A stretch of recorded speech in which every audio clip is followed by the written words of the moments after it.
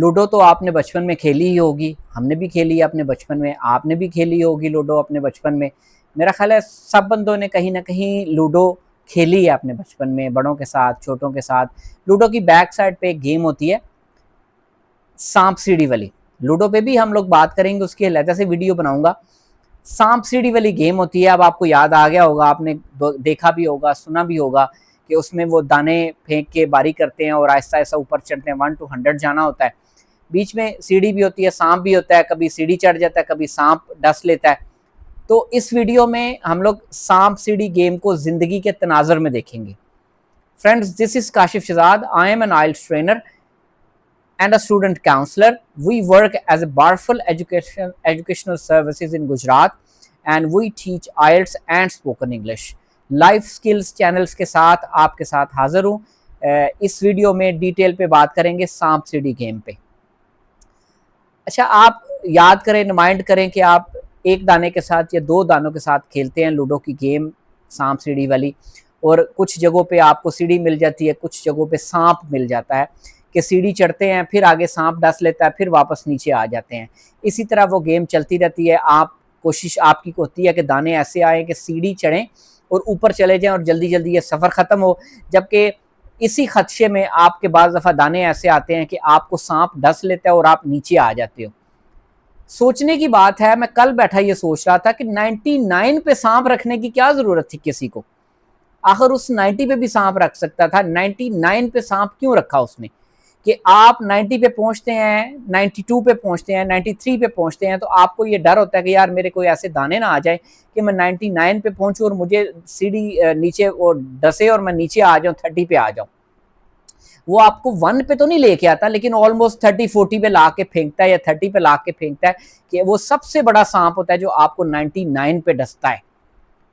حضور والا، زندگی کا بھی بالکل یہی فارمولا ہے۔ کل میں یہ بیٹھا سوچ رہا تھا کہ آپ سیڑھی چڑھنے کی کوشش کرتے ہیں، چاہے وہ امیر بننا ہو، چاہے وہ مشہور ہونا ہو، چاہے وہ کسی طرح بھی ترقی کرنا ہو، آپ یہ کہتے ہیں کہ ہم کسی نہ کسی طرح کوئی سیڑھی ملے کسی بندے کے ذریعے، ہم خود محنت کریں، کوئی شارٹ کٹ ڈھونڈیں، باہر چلے جائیں۔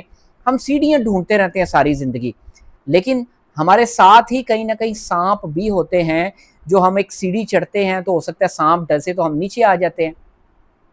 تو ہم سیڑھیاں چڑھتے ہوئے تو یہ یاد رکھتے ہیں کہ جی ہم نے اوپر جانا ہے، سانپ جب ڈستا ہے تو پھر اللہ تعالیٰ سے کہتے ہیں کہ یا اللہ تو سانو کیڑے گناہ دی سزا دین لگے ہیں۔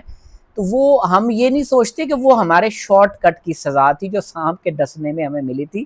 اب جو بات آتی ہے کہ جب آپ بالکل اینڈ پہ، آپ کی زندگی میں نا کئی مقاصد ایسے ہوتے ہیں یا کئی ٹارگٹ ایسے ہوتے ہیں جو آپ نے اچیو کرنے ہوتے ہیں، تو وہ آپ ان ٹارگٹس کو اچیو کرتے کرتے کرتے جب بالکل اینڈ ٹائم پہ پہنچتے ہیں نا، آخر ٹائم پہ جب آپ کو پورا یقین ہوتا ہے کہ اب ٹارگٹ مجھے ملنے والا ہے، تو اس ٹائم پہ بھی آپ کو کوئی ایسا سانپ بعض دفعہ ڈس لیتا ہے کہ آپ کی ساری پلاننگ جو ہے وہ زبردست ہو جاتی ہے۔